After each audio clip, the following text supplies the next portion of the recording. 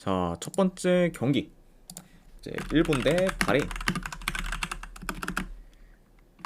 자, 일단 양 팀 다 지금 큰 결장자는 없습니다. 그러니까 이제 두 팀 다 이제 좀 풀라인업으로 나올 수 있는 상태다. 이렇게 좀 전해드려 봐요. 네. 오니디자님 반갑습니다. 네.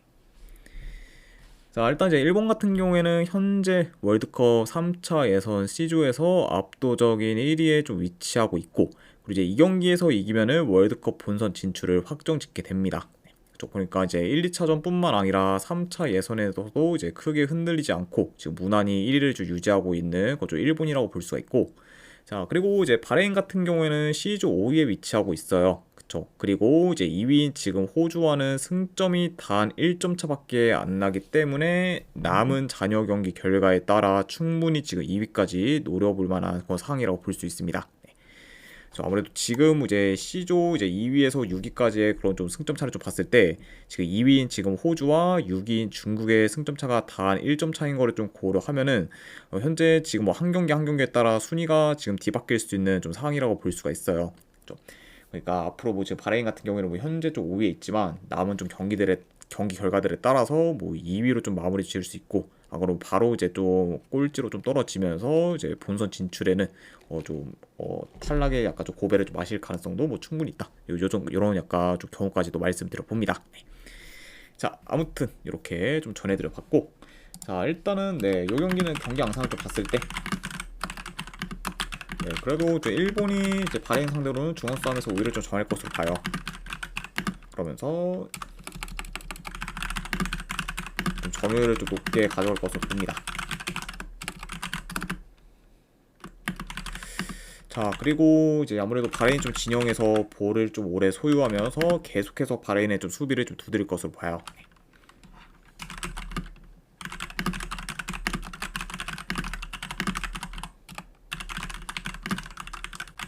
그쵸. 그리고 이제 뭐 바레인 같은 경우에는 뭐 일본 상대로는 좀 두줄 수비를 좀 기반으로 좀 수비를 하다가 롱볼을 통한 좀 역습 위주로 공격을 좀 풀어갈 가능성이 있어 보입니다. 그러니까 약간 이런 좀 상황을 좀 고려했을 때는 어느 정도 좀 원사이드한 경기로 이제 좀 흘러갈 만한 좀 매치업이다. 이렇게도 말씀을 드려봐요. 네. 자, 그래도 이제 보통 뭐 다른 팀들과 달리 이제 일본 같은 경우에는 선수 개개인의 기량이 좀 뛰어나면서 이제 좁은 공간도 이제 좀 개인기나 이제 쇼패스로 잘 좀 뚫다 보니까 지금 뭐 제 아무리 바레인이 두 줄 수비를 좀 세운다고 가정을 해도 일본의 공격을 좀 제어하기는 많이 좀 어려울 것으로 봐요. 좀 자, 그리고 이제 뭐 일본 같은 경우에는 뭐 두 줄 수비를 약간 좀 세우는 좀 팀들 상대로도 매번 좀 잘 공략하는 모습을 좀 많이 좀 보였기 때문에 이런 점을 좀 고려한다고 하면은 뭐 이번 경기 역시 뭐 제 아무리 뭐 바레인이 좀 두 줄 수비를 좀 세운다고 해도 일본의 약간 좀 공격을 좀 막기는 좀 많이 좀 버거울 것으로 본다. 이렇게도 말씀드려 봅니다. 그렇죠? 그리고 약간 이제 그런 식으로 좀 흘러가게 된다고 하면은 이제 직접 맞대결처럼 바레인이 좀 대량 실점할 가능성도 염두에 대는 경기다. 이렇게도 좀 전해드려 봅니다. 그렇죠? 그리고 이제 실제로 작년 뭐 9월에 좀 맞붙었을 때도 이제 일본이 뭐 바레인 상대로 원정에서 이제 5대0 대승을 좀 거두기도 했죠. 그렇죠? 그러니까 아무리 지금 일단 뭐 미토마, 이제 쿠보, 이제 우에다 등 개인기가 좀 뛰어난 선수들이 좀 즐비한 그런 좀 일본이기 때문에 그래도 이런 일본이 홈에서 좀 바레인의 수비를 잘 공략할 것으로 보고 그러다 보면은 뭐 홈에서 무난히 좀 좋은 결과를 좀 만들지 않을까 한번 좀 생각을 합니다. 네. 그렇죠? 그러면서도 이제 월드컵 좀 본선 진출도 충분히 좀 확정할 만한 그런 좀 경기이기 때문에 이런 점을 좀 고렸을 때는 저는 승패를 본다고 하면은 오늘 일본 사이드로 접근하도록 할게요. 네. 어쨌든 네, 일본 승. 네. 그리고 이제 최소 이제 핸디 기준점이 2점이긴 한데, 네, 2점 기준이라고 해도 저는 마인승 좀 보도록 하겠습니다. 네, 일본 승, 마인승. 네, 그리고 어느마는 그냥 네, 패스하도록 하겠습니다. 네, 일본 승의 마인승까지만 보는 경기. 네, 이렇게 가져가도록 할게요.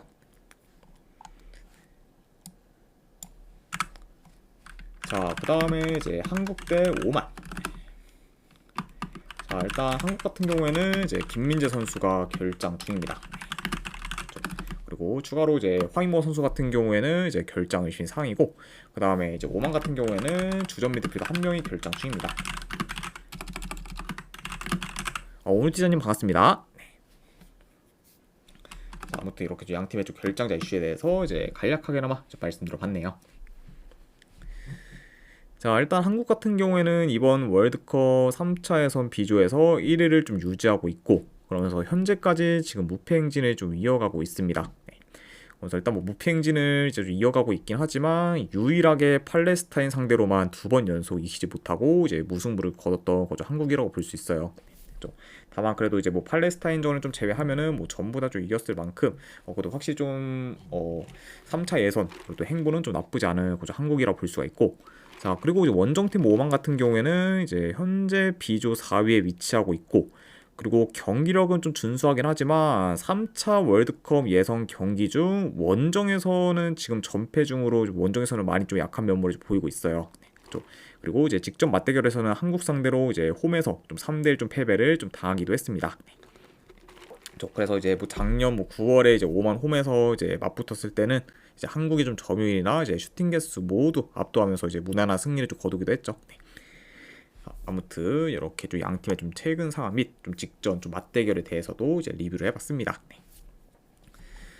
자, 물론 이제 직전 맞대결에서 한국이 그것도 이제 원정에서 오만 상대로 3대1 승리를 좀 거두긴 했지만 문제는 이제 한국이 뭐 국대 경기를 ICTA님 별풍선 50개 감사합니다. 그리고 아이스트님 50개 후원 감사드립니다. 네, 일단은 바로 후원하셨으니까 제가 조합이랑 추천표 빠르게 보내드리도록 할게요. 네.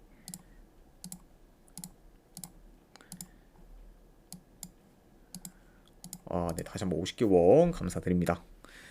구라칠레 작구님 반갑습니다. 네.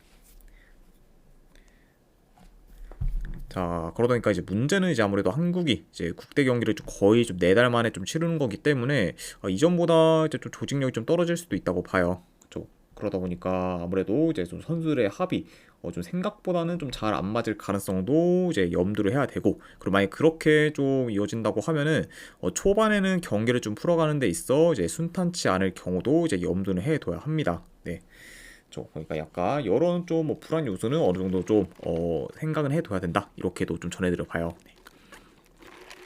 자, 그래도 이제 한국이 이전보다는 이제 U자 빌드업 시도가 좀 덜하면서 그래도 어느 정도 뭐 공격에서 좀 답답한 면모가 이제 조금은 더 없어지긴 했어요. 네, 그쵸. 그리고 이제 밀집 수비도 이제 비교적 좀 잘 뚫어내고 있다는 게 좀 고무적이라고 좀 볼 수가 있고, 그리고 지금 오만의 수비가 예전만큼 좀 좋지가 못하다는 걸 좀 고려하면은 그래도 충분히 뭐 한국이 좀 홈에서 오만의 수비를 잘 공략하는 좀 방향으로 좀 이어지지 않을까 한번 좀 생각을 합니다. 네, 그쵸.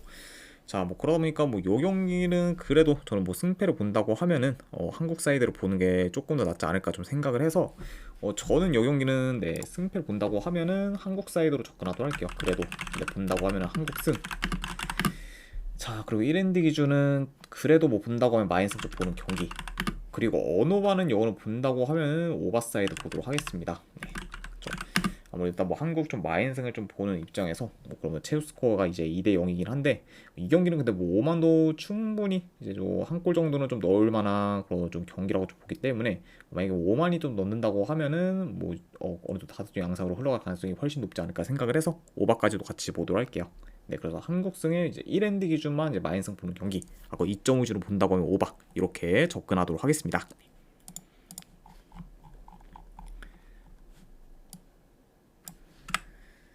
자, 그 다음에 이제 카타르 대 북한 경기. 자, 우선 뭐 카타르 같은 경우에는 제 팀 내 이제 핵심 포워드인 이제 알리가 지금 경고 누적으로 인해 좀 결장 중입니다.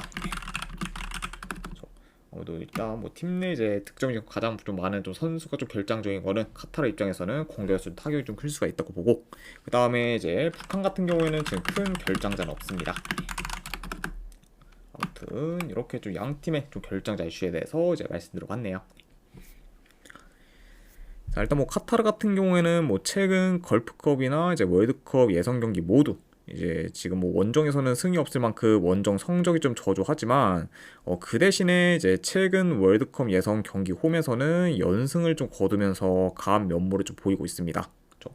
그만큼 확실히 좀 홈과 좀 원정에서의 좀 경기력이나 성적에서의 좀 편차가 큰 현재 좀 카타르다 보고, 그리고 지금 뭐 카타르가 홈에서 좀 경기를 좀 치르는 거는 오히려 이제 좀 홈 이점을 좀 크게 받을 만한 좀 요소가 지금 많은 편이다라고도 좀 전해드릴 수 있을 것 같네요. 자, 아무튼 확실히 지금 홈과 원정에서의 편차가 큰 좀 카타르라고 이제 말씀드려 봅니다. 자, 그리고 이제 원정팀 뭐 북한 같은 경우에는 이제 3차 예선 A조 중 이제 유일하게 승이 없는 팀으로 이제 꼴찌에 위치하고 있고, 그리고 최근 뭐 월드컵 예선 경기 중 이제 이란과 우즈베키스탄 모두 이제 퇴장을 당해 수적 열세였음에도 불구하고 그런 약간 수적 열세였던 이란과 우즈베키스탄 상대로 북한이 수적 위를 좀 살리지 못하며 연달아 좀 패배하기도 했습니다. 좀 확실히 좀 현재 좀 북한의 좀 흐름이랑 좀 경기력이 뭐 그리 좋지 못한 상황이다, 이렇게도 말씀드릴 수 있을 것 같습니다. 네. 자, 아무튼 이렇게 좀 양 팀의 좀 최근 이제 좀 행보에 대해서 간략하게나마 좀 전달해 드려봤네요. 아르떼 사랑님 별풍선 50개 감사합니다. 그리고 아르떼 사랑님 50개 후원 감사드립니다. 네. 일단은 바로 조합이랑 추천표 보내드리도록 할게요. 잠시만요.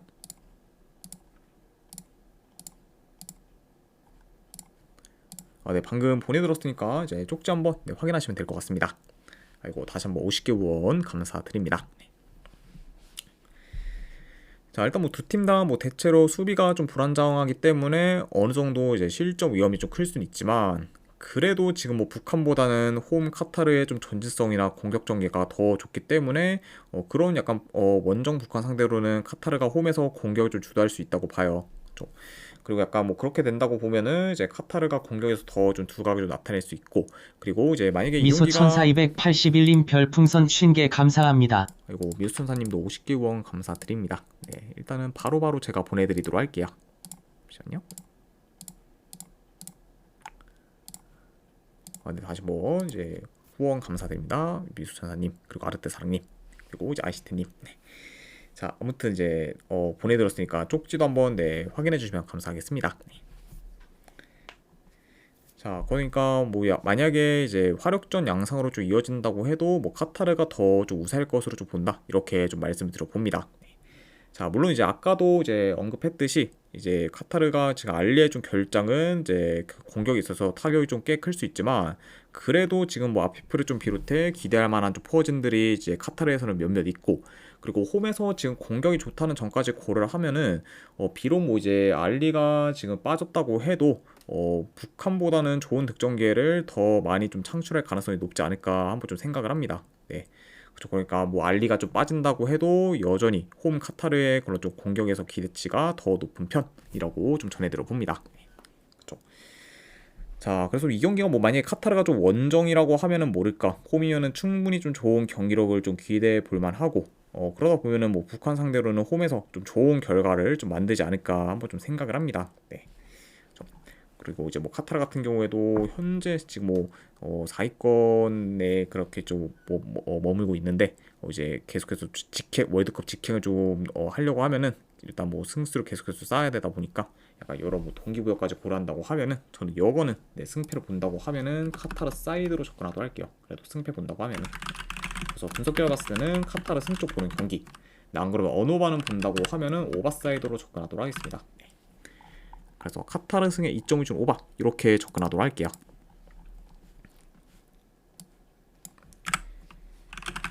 자, 그 다음에 이제 사우디 대 중국 경기.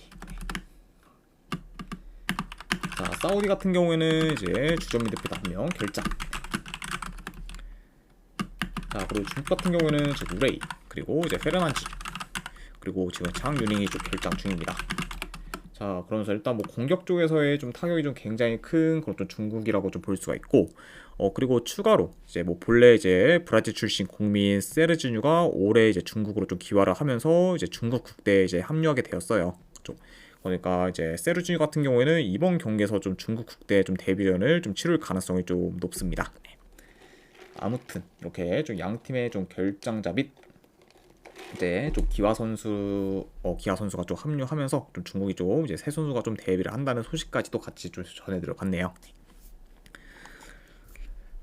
자, 일단 이제 사우디 같은 경우에는 지금 만치니 감독과 계약을 좀 해지하고, 그리고 이제 르나르 감독을 좀 새로 좀 선임했지만, 그럼에도 아직까지 경기력 면에서는 개선되지 않으며 다소 좀 주춤하는 모습을 좀 보이고 있습니다. 네. 그래서 이제 특히 이제 르나르 감독이 좀 부임한 후에도 계속해서 지금 사우디가 무득점을 좀 기록하면서 지금 정체된 득점력을 좀 보이고 있어요. 그러니까 확실히 사우디 입장에서는 일단 하루빨리 좀 공격이 좀 살아나야 어느 정도 좀 이제 성적도 이제 좀 비례하면서 좀 올라갈 수 있을 것 같은데 그러다 보니까 확실히 사우디 입장에서는 지금 공격이 좀 살아나는 게 이제 급선무다 이렇게도 이제 볼 수가 있을 것 같습니다. 네.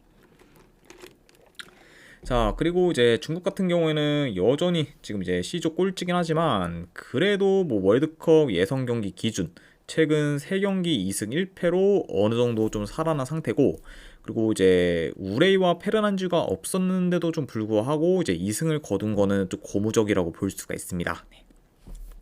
자, 그러니까 뭐 최근 뭐 이제 그래도 월드컵 예선에서의 좀 성적이 뭐 그리 나쁘진 않다 이렇게 좀 말씀드릴 수 있을 것 같지만, 자 다만 근데 지금 중국이 2승을 좀 거두긴 했어도 여전히 좀 경기력이 좀 좋지는 못해요. 자, 그리고 이제 중국 같은 경우에는 월드컵 예선 경기에서는 매번 좀 점유율을 이제 20%에서 30%밖에 가져가지 못하며 많이 밀리는 모습을 좀 보이고 있기 때문에 확실히 좀 매번 좀 경기 내용이 지금 안 좋은 편이라고 볼 수가 있습니다. 자, 그러다 보니까 이런 약간 중국 상대로는 사우디가 좀 점유율을 높게 가져가며 이제 경기를 좀 조율할 것으로 보지만, 문제는 이제 사우디의 공격 전개가 뭐 아직까지는 안 좋다 보니까 공격이 지금 안 풀릴 가능성을 좀 염두에 둬야 하고, 뭐 그러다 보면은 무의미한 U자 빌드업 시도가 더더욱 좀 많아질 경우도 이제 좀 고려해야 합니다. 네. 그렇죠. 그러니까 아무래도 이제 중국이 좀 라인을 좀 내려서 플레이할 가능성이 높다는 점을 좀 고려하면은 좀 사우디가 좀 라인을 내린 좀 중국의 좀 수비를 좀 공략하기는 이제 지금까지 좀 행보를 봤을 때는 다소 좀 버거울 수도 있다고 봐요. 그렇죠? 그러다 보면 뭐 사우디 역시 어느 정도 공격이 계속해서 좀 침체될 가능성도 이제 고려해야 된다 이렇게도 좀 전해들어 봅니다. 네. 자, 그리고 이제 중국은 뭐 본래 뭐 공격이 좀 좋은 팀이 아닐 뿐더러 이제 현재 뭐 주포들도 전부 다 좀 결장 중이다 보니까 중국 또한 공격에서의 기대치가 많이 떨어지는 편이고, 뭐 그러다 보면은 이 경기는 좀 다소 좀 지루한 공방전으로도 이어질 수 있다고 봅니다. 네. 자, 아무튼 이렇게 좀 경기 흐름까지도 이제 말씀을 드려봤네요. 네. 자, 일단 뭐 현재 뭐 사우디의 좀 정배 사이드를 좀 보기는 솔직히 지금 배당 대비 좀 메리트가 뭐 크게 없고, 그리고 이 경기는 뭐 사우디의 공격이 좀 침체되어서 무승부로 끝날 경우도 이제 배제할 수는 없기 때문에 이런 점들을 좀 고려한다고 하면은 저는 이 경기는 승패보다는 고배당 자비로 좀 접근하는 게 조금 더 낫지 않을까 한번 좀 생각을 합니다. 예. 물론 이제 사우디 쪽으로 지금 뭐 배당이 좀 빠지고 있긴 하지만 그럼에도 지금까지 이제 보였던 사우디의 행보를 봤을 때는 섣불리 뭐 사우디의 그런 좀 무난한 승리를 좀 기대하기는 좀 많이 좀 어려운 경기이기 때문에 저는 이거는 본다고 하면은 사우디 승 쪽보다는 고배당 자비로 접근하는 게 좀 더 낫지 않을까 생각을 해봐요. 네. 그래서 사우디 햄무나 무승 쪽에서 이제 가져가는 경기, 안 그러면 이제 사우디의 이제 공격이 좀 침체될 경우도 좀 고려를 해서 언더까지 보는 경기 이렇게 가져가도록 하겠습니다. 보창님 반갑습니다. 네. 자, 그래서 사우디 햄무알부 2.5주 언더 이렇게 접근하도록 할게요. 자, 그 다음에 이제 네이션스 리그 경기 중에서 튀르키예 대 이제 헝가리. 자, 네이션스 리그 이제 AB 승강 플레이오프 1차전 경기입니다. 자, 일단 튀르키예 같은 경우에는 주정민과 1명, 그리고 지금 수비 3명이 결장 중이에요. 그리고 이제 헝가리 같은 경우에는 지금 큰 결장자는 없습니다. 자, 우선 이제 튀르키예 같은 경우는 이제 네이션스 리그 B 4조 2위, 그리고 헝가리 같은 경우에는 네이션스 리그 A 3조 3위를 좀 기록하게 되었고, 이번 약간 승강 플레이오프 시리즈를 통해서 양 팀의 그런 좀 리그가 좀 뒤바뀔 수도 있습니다. 네. 그래서 만약에 이제 튀르키예가 승강 플레이오프 시리즈에서 이기게 되면은 리그 A로 이제 승격하게 되고, 그리고 반대로 이제 헝가리는 리그 B로 이제 강등을 당하게 됩니다.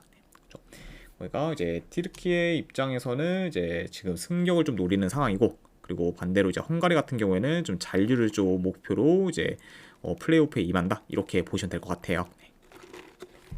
자, 아무튼 이렇게 좀 말씀을 드려봤습니다. 자, 일단 요 경기 그래도 뭐 경기 양상을 좀 봤을 때 그래도 이제 초반부터 좀 튀르키예가 공격 템포를 좀 끌어올려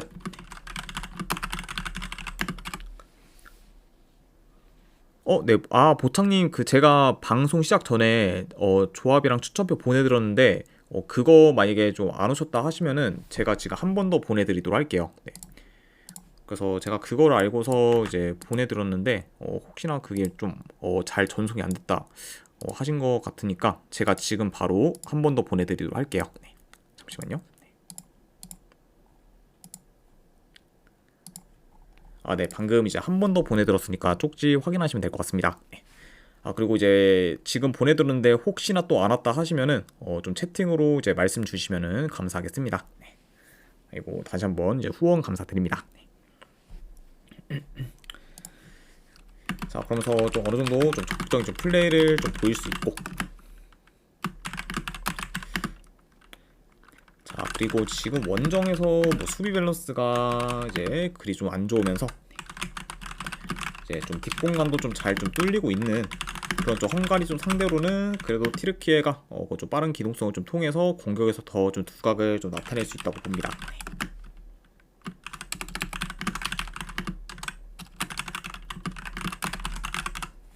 그러니까 이제 뭐 침투, 뭐 역습 등 뭐 다양한 좀 공격 패턴을 좀 통해 이제 헝가리의 좀 수비를 그래도 티르키예가 홈에서 좀 잘 좀 공략할 것으로 좀 보여져요. 자, 그리고 이제 헝가리 같은 경우에는 이제 다들 뭐 아시다시피 이제 홈과 원정에서의 경기력 편차가 큰 만큼 원정에서는 좀 경기력이 안 좋고, 그리고 특히 좀 멀티 실점 이상을 좀 기록한 경기가 좀 많은 만큼 원정에서의 좀 실점률도 좀 큰 편입니다. 네. 그래서 일단 뭐 최근 좀 헝가리가 좀 원정 경기를 좀 봤을 때 공격 전개가 안 좋은 뭐 보스니아 상대로는 원정에서 클린시트를 좀 기록하긴 했지만 그 경기를 좀 제외하면은 뭐 이제 뭐 독일, 뭐 네덜란드와 같이 뭐 공격 전개가 좋은 팀들 상대로는 4-5골을 좀 실점하면서 이제 수비가 좀 무너지기도 했죠. 네, 그렇죠. 그러니까 확실히 좀 이런 점을 좀 고렸을 때는 어느 정도 좀 이번 경기 역시 좀 헝가리가 좀 수비에서 이제 좀 불안한 모습을 좀 보일 가능성이 좀 높지 않을까도 예상을 해봅니다. 네. 그렇죠. 자, 그래서 약간 이제 헝가리 입장에서는 이제 이번 경기에서 최대한 좀 수비적으로 나서 최소한 이제 무승부라도 거둬 이제 2차전 홈에서 이제 승부를 좀 볼 가능성이 높지만, 아무래도 이제 헝가리가 뭐 수비적으로 플레이한다고 해도 워낙 지금 원정에서 수비가 불안정하기 때문에 티르키의 공세를 좀 막기는 다소 좀 버거워 보이고, 그러다 보면은 결국 1차전은 좀 티르키가 홈에서 좀 좋은 결과를 좀 만들 가능성이 조금 더 높지 않을까 한번 좀 생각을 합니다. 네. 그래서 이런 점을 좀 고렸을 때는 저는 승패를 본다고 하면은 이거는 티르키예 사이드로 접근하도록 할게요. 티르키예 쪽 승 쪽 보는 경기, 그리고 언어반은 본다고 하면은 이거는 오버사이드 보도록 하겠습니다. 그렇죠. 자, 일단 뭐 티르키예가 좀 공격적인 약간 좀 플레이를 좀 보이고 있고, 다만 이제 그렇게 하면은 이제 라인 좀 올라간 상태에서 좀 역습으로 인한 좀 실점 위험도 이제 좀 많은 편이기 때문에 확실히 좀 이런 점을 고려한다고 하면은 뭐 헝가리도 충분히 좀 역습을 통해서 이제 좀 득점계를 좀 만들 수 있고, 뭐 그러다 보면은 좀 다득점 양상으로도 흘러갈 만한 요소가 더 있지 않을까 싶어서 이거는 오바까지도 같이 보도록 할게요. 네. 그래서 티르키예 승에 2.5 오바 오는 경기 이렇게 접근하도록 하겠습니다.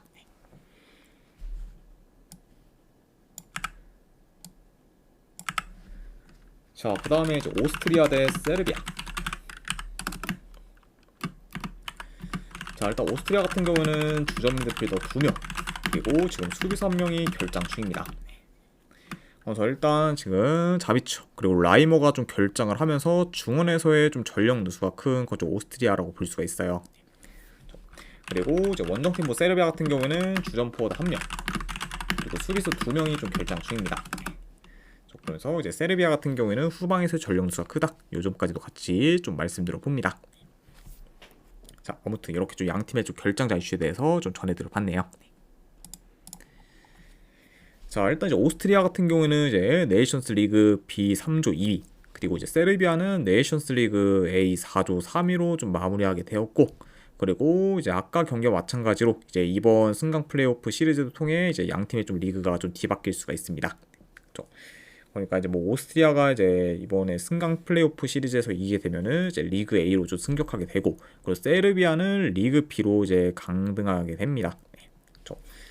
그러다 보니까 이제 뭐 오스트리아는 좀 승격을 위해, 세르비아는 리그 A 잔류를 위해서 이제 좀 이겨야만 하는 그런 좀 플레이오프 시리즈 경기다, 이렇게도 말씀드려 봐요. 자, 일단 이제 세르비아 같은 경우에는 이번 네이션스 리그에서 스위스 상대로 한 번 이긴 걸 제외하면은 지금 이긴 경기가 없을 정도로 행보가 많이 안 좋고, 그리고 이제 네이션스 리그 기간 중 뭐 전력 누수와 더불어 이제 이전보다 좀 경기력이 좀 떨어지면서 지금 저조한 성적을 좀 거두고 있습니다. 네. 그리고 이제 뭐 작년 약간 유로 본선까지 좀 포함했을 때 지금 현재까지의 그런 공식 경기들을 봤을 때는 딱 한 경기 이긴 걸 제외하면은 지금 이긴 경기가 없을 정도로 현재 지금 세르비아의 좀 성적은 많이 좀 처참합니다. 네. 그러니까 그 이제 이전에 비해서 좀 모멘텀이나 좀 경기력이 많이 떨어진 그런 좀 세르비아라고 볼 수가 있네요. 자, 일단 이전에 이제 두 팀이 맞붙는다고 하면은 어느 정도 좀 템포 빠르면서 공격적인 양상으로 좀 흘러갈 거란 좀 기대를 좀 할 수 있겠지만, 최근 지금 원정 세르비아의 경기를 좀 봤을 때는 유효슈팅을 3개 이하 기록한 경기가 좀 대부분일 정도로 득점 기회를 잘 만들지 못하고, 그리고 이제 이전에 뭐 강점이었던 좀 측면 전개나 역습도 잘 안 되다 보니까 약간 이런 점을 고려한다고 하면은 이제 이번 경기 역시 좀 세르비아의 좀 공격에서 좀 기대치가 다소 좀 떨어질 수 있고, 그러면은 뭐 비교적 이제 오스트리아가 좀 공격을 어느 정도 주도하는 양상으로 흘러가지 않을까 한번 좀 생각을 합니다. 네. 그래서 그만큼 확실히 그만큼 좀 세르비아의 공격이 좀 많이 좀 떨어졌고, 특히 좀 원정에서는 공격 전개가 좀 많이 안 좋은 편이다라고도 말씀드려봐요. 자, 다만 근데 좀 고려 사항은 지금 오스트리아가 좀 중원에서의 이제 좀 전력 누수가 좀 큰 편입니다. 네. 지금 뭐 자비츠와 지금 라이머가 이제 전부 다 좀 결장 중이다 보니까 확실히 이전보다는 좀 중원에서의 그런 힘이 좀 많이 약해질 수 있기 때문에 좀 생각보다는 약간 좀 중원 장악이 좀 떨어질 수 있고, 뭐 그러다 보면은 막 이제 엄청나게 좀 우세하게 홈에서 좀 경기를 좀 풀어갈 것 같다, 이렇게 좀 보기는 좀 많이 좀 어려울 것 같아요. 네. 자, 다만 뭐 그럼에도 불구하고 뭐 현재 지금 뭐 세르비아보다는 흐름이나 경기력이 더 좀 나은 편이고, 그리고 양 팀의 뭐 공격에서의 차이도 뭐 어느 정도 좀 크다는 점을 좀 고려했을 때 좀 오스트리아가의 그런 좀 중원에서의 전력 누수를 좀 감안해도 저는 이거는 1차전은 그래도 오스트리아가 홈에서 좋은 결과를 좀 만들지 않을까 한번 좀 생각을 합니다. 아무튼 뭐 이런 정도로 고려했을 때 그래도 여기는 승패를 본다고 하면은 저는 오스트리아 승 쪽으로 접근하도록 할게요. 오스트리아 승 쪽 보는 경기. 그리고 언어반은 본다고 하면은 이건 언더사이드 보도록 하겠습니다. 네. 확실히 좀 세르비아의 좀 공격이 좀 많이 좀 침체되었기 때문에 이 점을 더 고려했을 때는 이건 언더까지도 보는 경기, 이렇게도 가져가도록 할게요.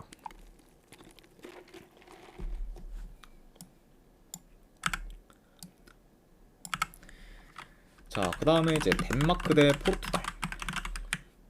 자, 이 경기는 이제 네이션스 리그 8강 1차전 경기입니다. 자, 일단 덴마크 같은 경우에는 저 호이비에르가 결장 중이에요. 그리고 이제 포르투갈 같은 경우는 이제 타바레스가 결장 중입니다. 이렇게 좀 양 팀의 좀 결장자 이슈에 대해서 간략하게나마 좀 말씀드려봤네요. 자, 우선 이제 덴마크 같은 경우에는 네이션스 리그 초반에 연승을 좀 거두며 좋은 흐름을 좀 이어가다가 그 이후에는 4경기 연속 이제 이기지 못하면서 끝마무리가 좋지는 못했습니다. 자, 그래도 이제 경쟁팀인 이제 세르비아를 좀 제치고 이제 2위로 좀 마무리해 일단 뭐 8강에 좀 진출한 그런 좀 덴마크라고 볼 수가 있고, 그리고 이제 원정팀 뭐 포르투갈 같은 경우에는 네이션스 리그 조별리그에서 무패를 좀 기록하면서 1위로 8강에 좀 진출했습니다. 네. 그래서 일단 뭐 포르투갈의 이번 네이션스 리그 좀 행보를 봤을 때 초반에 좀 3연승을 좀 기록하면서 이제 1위로 좀 올라섰고, 그리고 그 후에도 이제 큰 위기 없이 이제 1위를 좀 유지하면서 무난히 8강에 좀 진출했습니다. 자, 그래서 물론 이제 네이션스 리그에서의 행보만 놓고 보면은 당연 이제 포르투갈이 더 낫긴 하지만, 자, 문제는 지금 포르투갈의 최근 좀 원정 경기를 좀 봤을 때 뭐 수비가 진짜 안 좋은 뭐 폴란드 상대를 좀 제외하고는 전부 이제 무득점 내지 뭐 한 골에 그쳤을 정도로 원정 득점력이 좀 대체로 저조한 편이에요. 그렇죠? 그리고 그런 약간 뭐 저조한 득점력에 좀 뭐 반영하듯 이제 뭐 비교적 좀 득점 기회도 원정에서는 잘 만들질 못하고 있습니다. 네. 그렇죠? 자, 그래서 일단 뭐 작년 뭐 유로 좀 막바지에도 매번 이제 포르투갈이 무득점을 좀 기록했을 정도로 원정에서 공격이 좀 안 좋았고, 그리고 그런 기조가 지금 뭐 네이션스 리그까지 이어지게 되었습니다. 확실히 좀 홈과 비교했을 때 원정에서의 그런 좀 공격은 좀 많이 떨어지는 편이다, 이렇게도 말씀드려 봅니다. 그렇죠. 자, 그리고 지금 뭐 덴마크가 좀 홈에서의 좀 성적이나 뭐 경기력, 그리고 이제 공수 밸런스는 좀 대체로 좀 좋은 편이다 보니까 이런 점을 좀 고려했을 때는 이 경기가 뭐 생각보다는 그래도 홈에서 덴마크가 원정 포르투갈 상대로 크게 좀 밀리지는 않을 수도 있다고 봐요. 네. 그러다 보니까 약간 이런 좀 양 팀의 그런 홈과 원정에서 좀 차이를 고려했을 때 1차전은 뭐 포르투갈이 이제 원정에서 좋은 결과를 좀 만들기는 좀 생각보다는 좀 어렵지 않을까 한번 좀 예상을 해봅니다. 네. 그러니까 이제 뭐 포르투갈이 이제 2차전 뭐 홈으로 이제 가서 좀 경기를 좀 치를 때는 뭐 충분히 좀 좋은 결과를 좀 기대해 볼만 하지만 이번에는 포르투갈이 원정인 입장에서는 솔직히 어느 정도 좀 불안 요소가 더 있기 때문에 저는 이런 점을 고려한다고 하면은 요거는 좀 덴마크 사이드를 보는 게 그래도 조금 더 낫지 않을까 좀 생각을 해봐요. 네. 그래서 저는 요거는 1차전은 뭐 만약에 승패를 본다고 하면은 저는 이건 덴마크 프랜승으로 접근하도록 하겠습니다. 네. 덴마크 프랜승 쪽 보는 경기 내지 안 그러면 어느만은 본다고 하면은 언더사이드 보도록 할게요.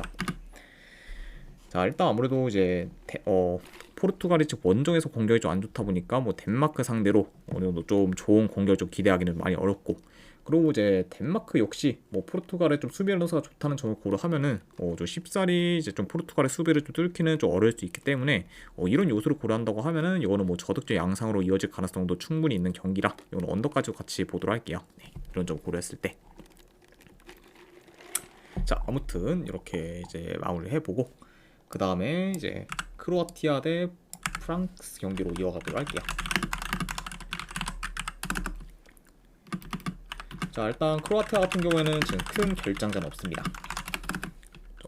그리고 이제 프랑스 같은 경우에는 지금 튀랑이 좀 결장 중이에요. 추가로 이제 수비에서 이제 테오 에르난데스는 결장 의식의 상입니다.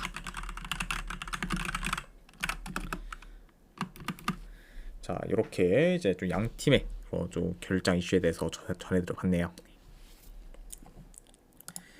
자 우선 이제 크로아티아 같은 경우에는 이제 네이션스 리그 A 그룹 1 이제 조별리그 2위로 이제 8강에 좀 진출했지만 주축 선수들의 좀 노쇠화로 인해 이전만큼 뭐 경쟁력이 좀 뛰어나진 않고 그리고 최근 뭐 네이션스 리그에서는 3경기 연속 이제 이긴 적이 없을 만큼 좀 저조한 성적을 좀 거두고 있습니다. 네. 그래서 일단 뭐 8강 진출에는 뭐 성공하긴 했지만 최근 성적은 뭐 그리 좀 좋지 못한 좀 크로아티아라고 볼 수가 있고 자 그리고 이제 원정팀 뭐 프랑스 같은 경우에는 네이션스 리그 A 그룹 2 이제 뭐 조별리그 1위로 이제 8강에 좀 진출했습니다. 네. 그리고 이제 직전 경기에서는 이제 1위 경쟁팀이 이제 이탈리아 상대로 원정에서 3대1 좀 승리를 좀 거둬 이제 이탈리아를 제치고 이제 1위로 좀 마무리하기도 했어요. 네. 확실히 좀 프랑스의 그런 좀 네이션스 리그 좀 조를 좀 봤을 때 아무래도 이제 이탈리아, 이제 벨기아 같은 좀 조였다 보니까 1위로 좀 진출하는 게 좀 많이 좀 어려울만 했을 텐데 그럼에도 이런 좀 쟁쟁한 좀 경쟁팀들을 좀 다 좀 제치면서 이제 좀 1위로 좀 8강에 좀 진출한 거는 좀 굉장히 높이 평가할 만한 부분이지 않나 한번 좀 생각을 합니다. 네. 자 아무튼 이렇게 좀 양 팀의 좀 네이션스 리그에 대한 행보에 대해서 이제 말씀드려봤네요. 네. 자 일단 네, 이 경기도 뭐 경기 양상 좀 봤을 때 그래도 이제 좀 초반부터 좀 중원 싸움이 어느 정도 치열할 수 있다고 봐요.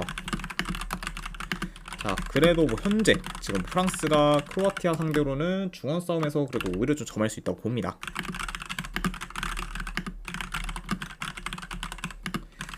자 그리고 이제 크로아티아 같은 경우에는 이번에 이제 뭐 기동성이 좀 좋은 팀들 상대로 줄곧 이제 좀 수비에서 좀 고전하고 있다는 점을 좀 고려하면은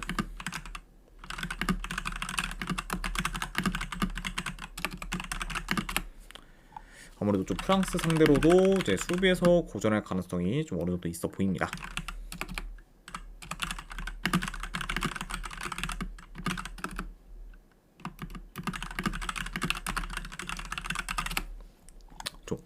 자 게다가 이제 뭐 프랑스 같은 경우에는 이제 음바페가 6개월 만에 이제 대표팀으로 좀 복귀했다 보니까 최근 경기도보다 포워드 라인이 더 막강해진 상태로 경기를 좀 치른다고 볼 수가 있어요. 그렇죠? 그리고 그러다 보면은 확실히 프랑스의 좀 기동력이 그래도 좀 최근 경기도보다는 더 좀 좋아질 수 있고 그러다 보면은 아무래도 크로아티아 입장에서는 좀 생각보다는 좀 프랑스의 그런 좀 빠른 공격을 좀 제어하기는 좀 어려울 수 있다 이렇게도 말씀드려 봅니다. 그렇죠? 이제 이와 더불어 지금 뭐 이제 음바페, 이제 뭐 덴벨레와 같이 이제 공격진의 폼도 좀 대체로 좋은 상태죠. 그렇죠? 그리고 이제 뭐 콜로무아니 같은 경우에는 뭐 유벤투스 이제 이적한 후 초반에는 진짜 좋았긴 했지만 좀 최근 좀 폼이 좀 많이 좀 떨어진 감이 있긴 한데 그래도 이제 콜로무아니 또한 어느 정도 좀 공격에서의 포텐성을 좀 고려했을 때는 확실히 좀 공격에서의 기대치 또한 이제 프랑스가 더 좀 높다고 보여진다 이렇게도 한번 좀 생각을 해봅니다. 네. 자, 그래서 이런 요소들 고려했을 때 뭐 제 아무리 이 경기는 뭐 프랑스가 원정이라 해도 승패를 본다면은 프랑스 사이드를 보는 게 조금 더 낫지 않을까 한번 좀 생각을 합니다. 네. 그래서 저는 이 경기는 네, 승패를 본다고 하면은 프랑스 사이드로 접근하도록 할게요. 네, 분석을 봤을 때는 프랑스 승 쪽 보는 경기. 네, 안 그러면 언오바는 본다고 하면은 네, 오바 사이드로 접근하도록 하겠습니다. 네. 그래서 프랑스 승의 2.5줄 오바 이렇게 가져가도록 할게요. 자, 그 다음에 이제 마지막으로 그 외의 경기 이제 몇 개 더 살펴보면은, 자, 일단은 이제 우크라이나 대 이제 벨기에 경기. 자, 일단 뭐 벨기에가 이번에 이제 리디 가르시아 감독을 새로 좀 선임하면서 어느 정도 변화를 좀 꾀하긴 했지만 여전히 지금 불안 요소가 많은 팀인 건 마찬가지고, 그리고 지금 오펜다 그리고 테아테 등 이제 주축 선수들의 결장도 좀 어느 정도 있는 편이에요. 그죠?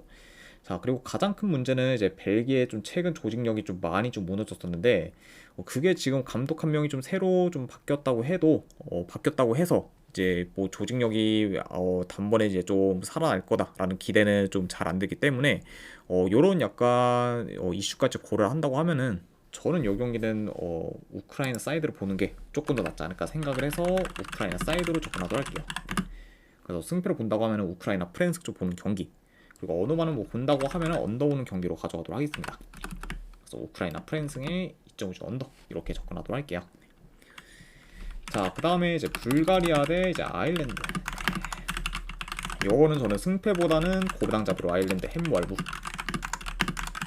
자, 그리고 두 팀 다 뭐 대체로 좀 공격 전개가 좀 안 좋고 템포도 좀 느린 편이다 보니까 이런 약간 양 팀이 맞붙었을 때는 저득 양상으로 좀 이어질 가능성이 높기 때문에 언더까지도 같이 보도록 할게요.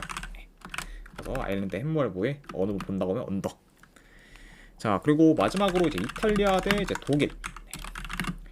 자, 물론 이제 독일이 뭐 이제 비르츠가 이제 결정하는 거죠. 좀 타격이 클 수 있긴 하지만 그럼에도 뭐 현재 뭐 이탈리아에 비해 뭐 크게 좀 밀릴만한 부분은 없기 때문에 저는 이런 약간 비르츠의 좀 결장을 좀 감안해도 독일 프랜스 쪽으로 보도록 할게요. 네. 좋게다가 이제 독일 같은 경우에는 뭐 어느 정도 팀 무패 행진도 좀 계속 이어가고 있죠.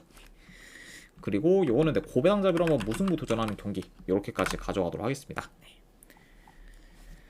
자, 아무튼 이제 이렇게까지 해서 이제 월드컵 예선전과 이제 네이션스 리그에 대한 분석은 전부 다 마무리가 되었습니다. 자, 어느 정도 이제 분석이 좀 괜찮다 이제 생각되시는 분들은 추천이랑 질차 한 번씩 눌러주시면 감사드리고, 그리고 궁금하신 사항 있으시면은 채팅으로 질문 주시면 바로 답변해 드리도록 할게요. 자, 아무튼 이제 오늘도 끝까지 분석 방송 봐주신 분들 대단히 감사드립니다. 네, 감사합니다.